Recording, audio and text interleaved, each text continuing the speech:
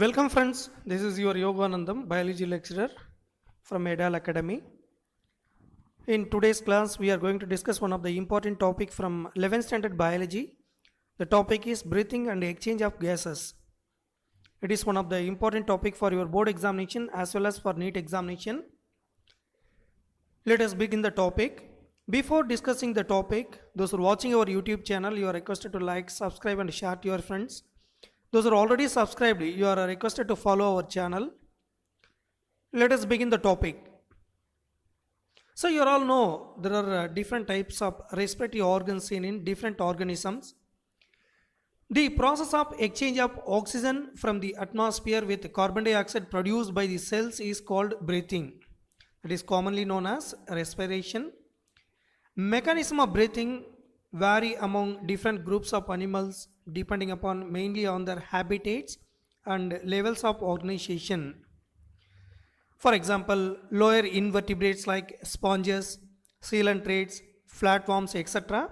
exchange oxygen with carbon dioxide by simple diffusion over their entire body surface. Try to remember, lower invertebrates like sponges, coelentrates, flatworms, etc. exchange oxygen with carbon dioxide by simple diffusion method over their entire body surface.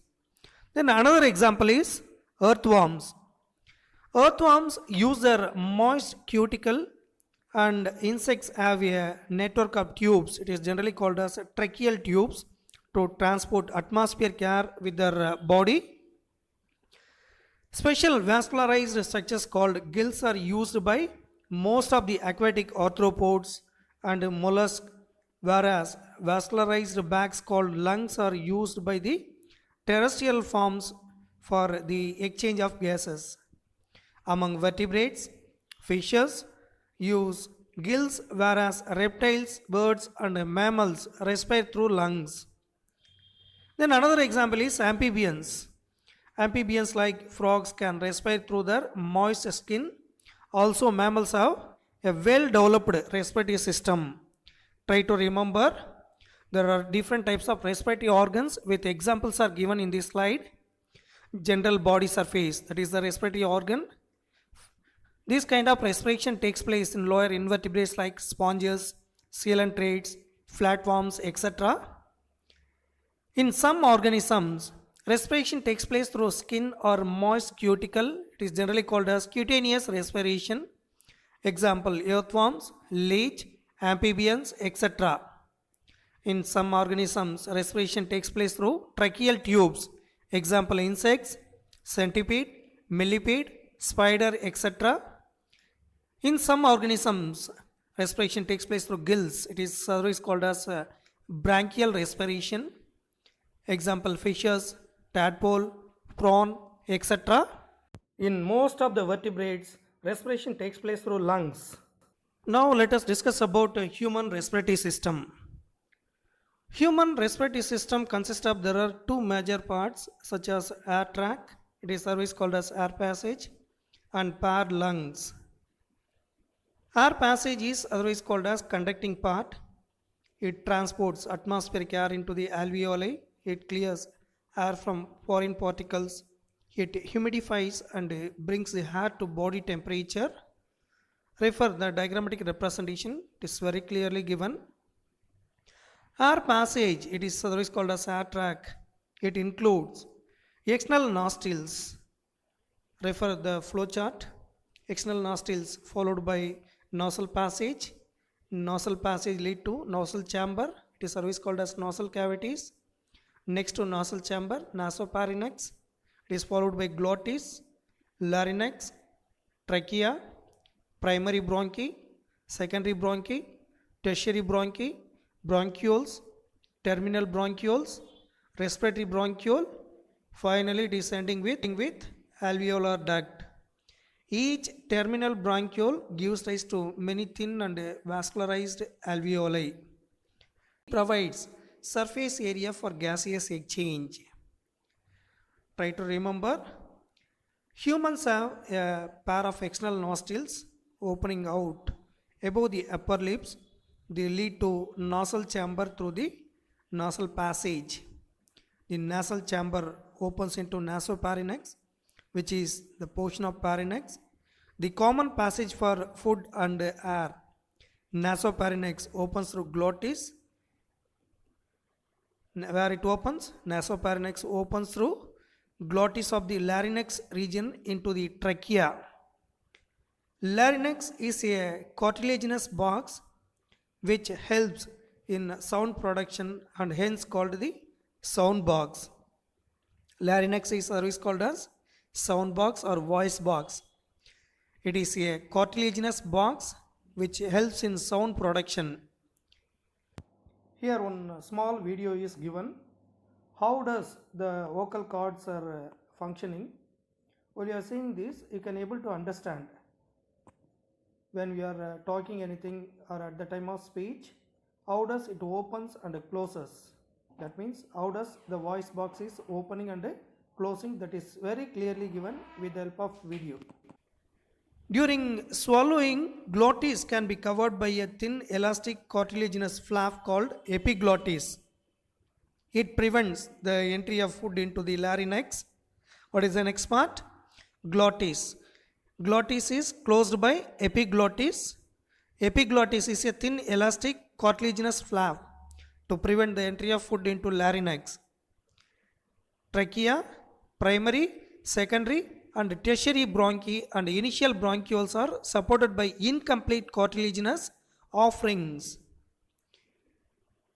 Trachea is a straight tube extending up to the mid-thoracic cavity, which divides at the level of fifth thoracic vertebrae into right and left primary bronchi. Each of the bronchi undergoes repeated divisions to form the secondary and tertiary bronchi and bronchioles, ending up in very thin terminal bronchioles. So try to remember while you are seeing the diagrammatic representation, it is very easy to understand. Each of the bronchi undergoes repeated division to form the secondary and tertiary bronchi and bronchioles, ending up in very thin terminal bronchioles. The tracheae, primary, secondary and tertiary bronchi and initial bronchioles are supported by incomplete cartilaginous rings. The branching network of bronchi, bronchioles and alveoli comprises the lungs. You all know human beings have, there are how many lungs? Where it is situated? Human beings have, there are two lungs situated in thoracic chamber and rest on diaphragm. Generally, right lung has, there are 3 lobes, left lung has 2 lobes. So, do you know why the left lung has 2 lobes? Because of the space taken up in the left side of the chest cavity by the heart. Exchange part is the site of actual diffusion of oxygen and carbon dioxide between blood and atmospheric air. The lungs are situated in thoracic chamber, which is anatomically an airtight chamber. The thoracic chamber is formed dorsally by the vertebral column, ventrally by the sternum, laterally by the ribs and on the lower side by the dome-shaped diaphragm. The chemical setup of lungs in thorax is such that any change in the volume of the thoracic cavity will be reflected in the lungs. So that means pulmonary cavity. Such an arrangement is essential for breathing as we cannot directly alter the pulmonary volume.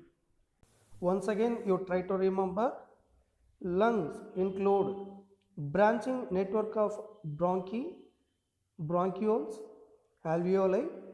Here, alveoli is the structural and functional units of lungs. Alveoli and their ducts form respiratory or exchange part of the respiratory system.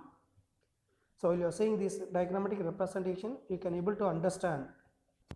Here the internal structure of lung video is given. While you are seeing this video, you can able to understand easily how does the trachea is divided into bronchi, then bronchi is divided into bronchioles such as primary, secondary and tertiary bronchioles. It is ending with alveoli. Alveoli provides the surface area for gaseous exchange. that everything is given with the help of a short video. See to the dioxide and oxygen, how does it is exchanged by simple diffusion method, that everything is given very clearly. Respiration involves the following steps. First step is breathing or pulmonary ventilation, by which atmospheric air is drawn in and carbon dioxide rich alveolar air is released out. The second step is diffusion of gases, that means oxygen and carbon dioxide across alveolar membrane. Third step is transport of gases by the blood. Fourth, diffusion of oxygen and carbon dioxide between blood and tissues. The fifth step is utilization of oxygen by cells for catabolic reactions and resultant release of carbon dioxide. So that is released through cellular respiration as dealt in the respiration in plants. Next, let us discuss about another important topic, mechanism of breathing. Breathing involves, there are two stages such as inspiration, during which atmospheric air is drawn in, and expiration, by which alveolar air is released out. The movement of air into and out of the lungs is carried out by creating pressure gradient between the lungs and the atmosphere. Inspiration can occur if the pressure within the lungs, that is intrapulmonary pressure, is less than atmospheric pressure. There is a negative pressure in the lungs with the respect to atmospheric pressure. Similarly, expiration takes place when the intrapulmonary pressure is higher than the atmospheric pressure. The diaphragm and specialized set of muscles such as external and internal intercostal muscles between the ribs help in the generation of such gradients. Inspiration is initiated by the contraction of diaphragm, which increases the volume of thoracic chamber in the anterior-posterior axis. The contraction of external intercostal muscles lifts up the ribs and the sternum, causing an increase in the volume of the thoracic chamber in the dorsoventral axis.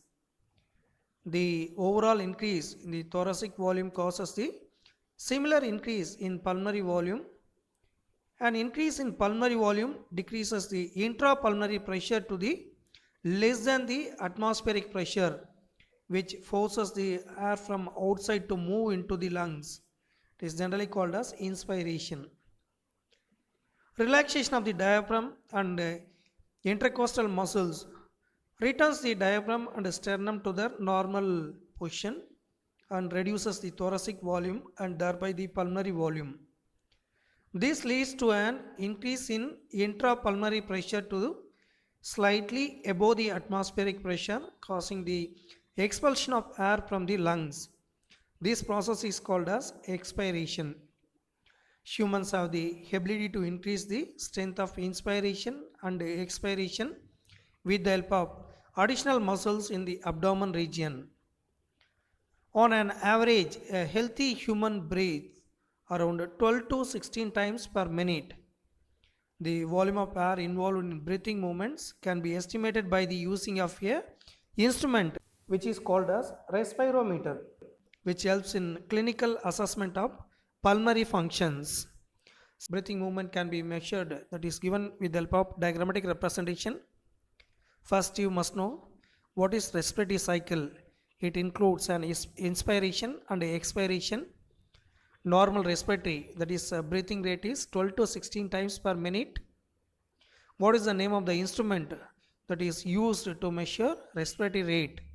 Respirometer. It is otherwise called as spirometer. Mechanism of breathing followed by respiratory volumes and capacities.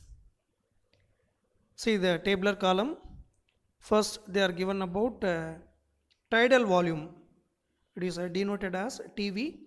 Volume of air inspired or expired during normal respiration, it is approximately 500 ml. For example, A healthy man can inspire or expire approximately 6000 ml to 8000 ml of air per minute. But the volume of air inspired or expired during normal respiration is approximately 500 ml only. It is generally called as tidal volume. So the tidal volume is only 500 ml. It is followed by inspiratory reserve volume. It is denoted as IRV or complemental air. It is an additional volume of air a person can inspire by a forcible inspiration. This averages 2500 ml to 3000 ml. It is followed by expiratory reserve volume. It is denoted as ERV. The additional volume of air a person can expire by forcible expiration. This averages around 1000 ml to 1100 ml. What is expiratory reserve volume? It's the additional volume of air that can expire by a forcible expiration. The amount is around 1000 to 1100 ml. It is followed by residual volume RV. Volume of air remaining in the lungs even after a forcible expiration. This averages around 1100 ml to 1200 ml. By adding up a few respiratory volumes described above, one can derive various pulmonary capacities which can be used in clinical diagnosis. Here some more respiratory volumes are given. Try to remember. Inspiratory capacity, it is denoted as IC. It includes tidal volume and IRV. What do you know about IRV? Inspiratory reserve volume. The total volume of air a person can inspire after a normal expiration. This includes tidal volume and inspiratory reserve volume. The amount is around 3000 to 3500 ml. Then what is expiratory capacity? It is denoted as EC. Total volume of air a person can expire after a normal inspiration. This includes tidal volume and expiratory reserve volume. Try to remember. Expiratory capacity includes tidal volume and expiratory reserve volume. The amount of air is 1500 to 1600 ml. It is followed by the functional residual capacity. It is denoted as FRC. Volume of air that will remain in the lungs after a normal expiration. This includes expiratory reserve volume and RV. What do you know about RV? RV is generally called as residual volume. The amount of air is around 2100 to 2300 ml. Then vital capacity is denoted as VC. The maximum volume of air a person can breathe in after a forced expiration. This includes ERV, TV and IRV. This is also the maximum volume of air a person can breathe out after a forcible inspiration. So how much amount of air that is given? 4000 to 4600 ml. Vital capacity is 4000 to 4600 ml. Then what is total lung capacity? The total volume of air accommodated in the lungs at the end of the forced inspiration. This includes RV, ERV, TV and IRV. This is equivalent to vital capacity and residual volume. So what is the total lung capacity?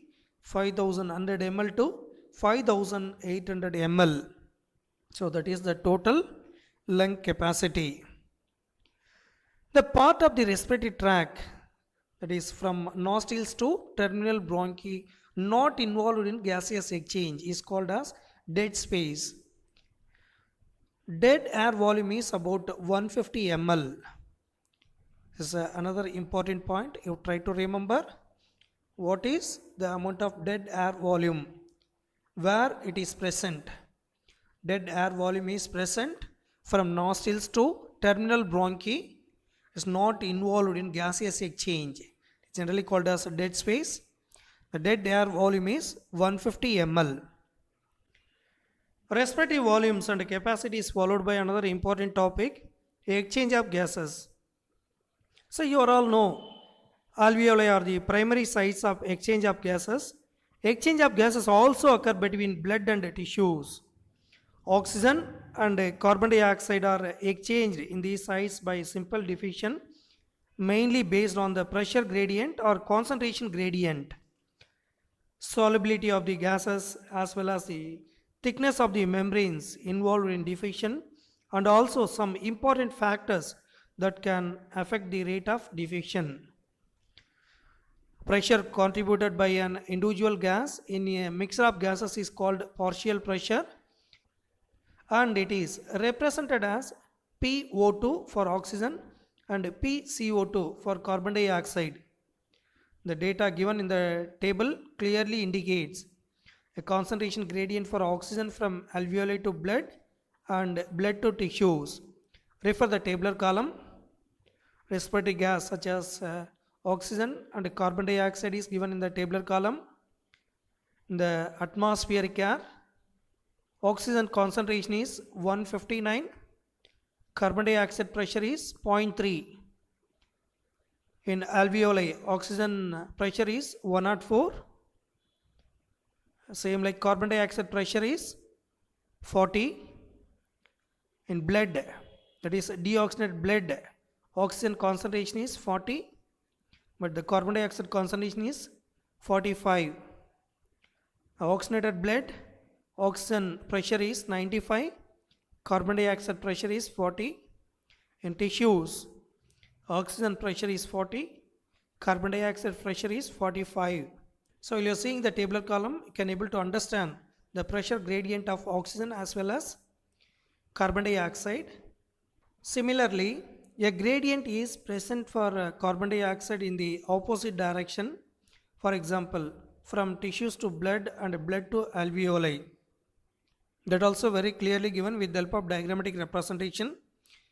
As the solubility of carbon dioxide is 20 to 25 times higher than that of oxygen, the amount of carbon dioxide that can diffuse through the diffusion membrane per unit difference in partial pressure is much higher compared to that of oxygen.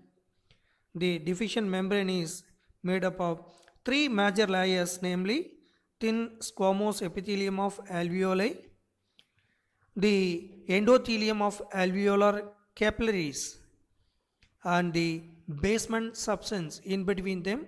However, its total thickness is much less than millimeter. Therefore, all the factors in our body are favorable for diffusion of oxygen from alveoli to tissues and that of carbon dioxide from tissues to alveoli.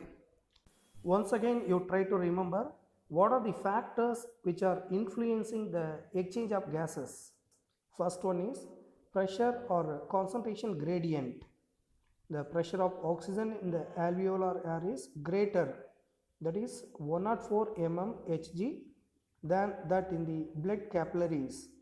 The blood capillaries 40 mm Hg. So oxygen diffuses into capillary blood. PCO2 in deoxygenated blood is greater, that is 45 mm Hg, than that in the alveolus 40 mm Hg. So carbon dioxide diffuses to alveolus. The another important factor is solubility of gases. Solubility of carbon dioxide is 20 to 25 times higher than that of oxygen. So the amount of carbon dioxide that can diffuse through diffusion membrane per unit difference in partial pressure is much higher compared to the oxygen. The next factor is thickness of membrane. Diffusion membrane is made up of, there are three layers that already we have discussed, you try to remember.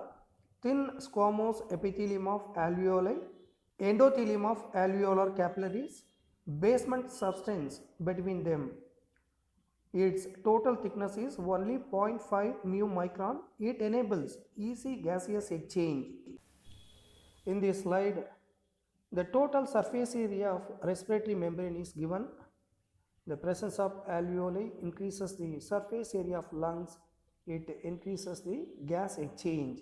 The surface area of human lung is equal to tennis court.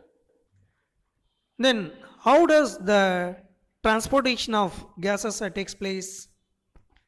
Blood is the medium of transport for oxygen and carbon dioxide. About 97% of oxygen is transported by RBC in the blood. The remaining 3% of oxygen is carried in the dissolved state through plasma. Try to remember how much amount of oxygen transported by RBCs? Nearly 97%. The remaining 3% of oxygen carried by dissolved state through the blood plasma. Nearly 20 to 25% of carbon dioxide is transported by RBCs, whereas 70% of it's carried as bicarbonates. So that is in the form of sodium bicarbonate. About 7% of carbon dioxide is carried in dissolved state through plasma. Let us discuss about transport of oxygen. So you all know hemoglobin is the respiratory pigment or oxygen carrier in the blood of human or vertebrates. One can find a red colored iron containing pigment present in the RBC, which is called as hemoglobin. Hemoglobin is about 28% in the RBCs. In hemoglobin, iron is carried in the ferrous, that is Fe2 plus form, to create oxyhemoglobin. Oxygen binds with hemoglobin in a reversible method. 4 molecules of oxygen can be carried by one single molecule of hemoglobin. Oxyhemoglobin can be represented by the chemical formula HbO2. A normal healthy individual shows about 50 gram, that is 12 to 16 gram of hemoglobin per 100 ml of blood, and according to Haldane, oxyhemoglobin acts as an acid. Concentration wise, 1 gram of hemoglobin binds with 1.34 ml of oxygen. So about 100 ml blood will carry about 20 ml oxygen, that is 19.4. This same 20% is the oxygen carrying capacity of blood is about 20%. Blood can carry about 1000 to 1200 ml of oxygen in all. The partial pressure of oxygen is majorly involved in binding of oxygen with hemoglobin. The other factors which can obstruct with this binding are the partial pressure of carbon dioxide, hydrogen ion concentration, and temperature. The percentage saturation of hemoglobin is the percentage of hemoglobin that is bound with oxygen. When percentage saturation of hemoglobin with oxygen is plotted against the PO2, a sigmoid curve is acquired. This curve is particularly convenient in learning the outcome of factors like PCO2, hydrogen ion concentrations, etc. on binding of oxygen with hemoglobin. It is known as the oxygen dissociation curve. The portion towards the low side represent the dissociation of oxygen from hemoglobin, while upper side represent acceptance of oxygen by hemoglobin. The hemoglobin gets saturated to about 50% when the partial pressure of oxygen is 25 mmHg, which refers to blood containing 50% of oxygen, that is P50 is the partial pressure at which the hemoglobin saturation is 50%. The saturation is 75% at 40 mmHg of PO2 and 95% at 100 mmHg of PO2. The factors are all favorable for the formation of oxyhemoglobin in the alveoli where there is high PO2, less PCO2, lesser hydrogen ion concentration and lower temperature. On the other hand, in case of tissues, here low PO2, high PCO2, high hydrogen ion concentration and higher temperature exist. The conditions are approving for the dissociation to occur of oxygen from the oxyhemoglobin. The oxygen binding to hemoglobin and carbon dioxide concentration are inversely proportional to each other. Body tissue obtained because of it dissociation in tissues caused by the low oxygen concentration. From the blood in capillaries that surrounds the tissues, the maximum amount of oxygen is lost, which concludes that oxygen gets bounded to hemoglobin in the lung surface and gets dissociated at the tissues. Under standard physiological conditions, every 100 ml of oxygenated blood can deliver around 5 ml of oxygen to the tissues. Hypoxia is the condition in which the oxygen that reaches to the tissues is not adequate. Even after the tissue has its uptake, a large proportion of oxygen is left unused in the human blood, which is set aside for use during muscular exercise. The following are the factors that affect oxygen dissociation curve. Here, shift to right. Right shift indicates dissociation of oxygen from hemoglobin. Curve shift is right in the following conditions: decrease in PO2, increase in PCO2, that is generally called as Bohr effect, increase in body temperature, increase in hydrogen ion concentration, decrease in pH. The last one is increase in second, third diphosphoglycerate. Then shift to left. Left shift indicates association of oxygen with hemoglobin. Conditions of left shifting are low temperature, high pH, fetal blood, high PO2, low PCO2, low hydrogen ion concentration. Here, what do you know about Bohr effect? Bohr effect is the effect of carbon dioxide on oxyhemoglobin. The affinity of hemoglobin for oxygen is decreased by the presence of carbon dioxide and the release of oxygen to the tissue is increased. The affinity of hemoglobin to combine with oxygen falls in the case of P50 value of hemoglobin increases. A person may even die of oxygen deficiency if the P50 value of hemoglobin rise to 100 mmHg. The oxygen can neither be loaded or uploaded by the hemoglobin. The hemoglobin giving up oxygen is 25% during one complete circulation of blood from the lungs. So you try to remember what is Bohr effect. It is followed by transport of carbon dioxide. Hemoglobin carries carbon dioxide as a carbaminohemoglobin, which is nearly 20 to 25%. Here the partial pressure of carbon dioxide, pressure of oxygen is a crucial factor which could affect this binding. More binding carbon dioxide occurs when PCO2 is high and PO2 is low, as in the tissues.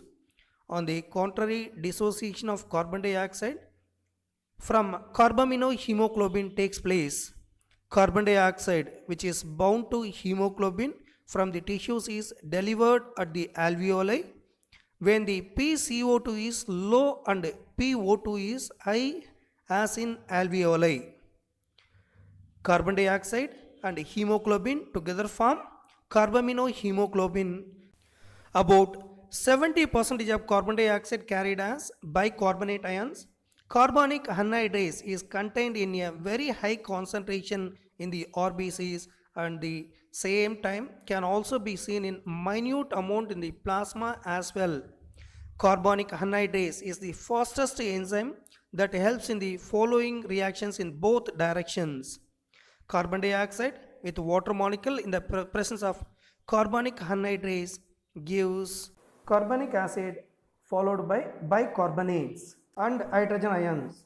Diffusion of the bicarbonate ions to plasma takes place from the RBCs. It is such that these ions are formed inside the RBCs. In order to balance the ionic exchange, the chlorine ions move from plasma into RBCs. This shifting of ions or ion exchange is known as chloride shift or Hamburger's phenomenon. Carbon dioxide transport needs the chloride shift because of the buffering of blood. The blood does not become acidic during the transport of the carbon dioxide due to the presence of Na+. The concentration of carbonic acid does not increase in blood, where the partial pressure of carbon dioxide is elevated because of catabolism. Carbon dioxide diffuses into the blood, it is RBC and plasma, and form bicarbonate HCO3 and H plus takes place. The reaction proceeds in the opposite direction, leading to the formation of carbon dioxide and water at the alveolar site where PCO2 is low.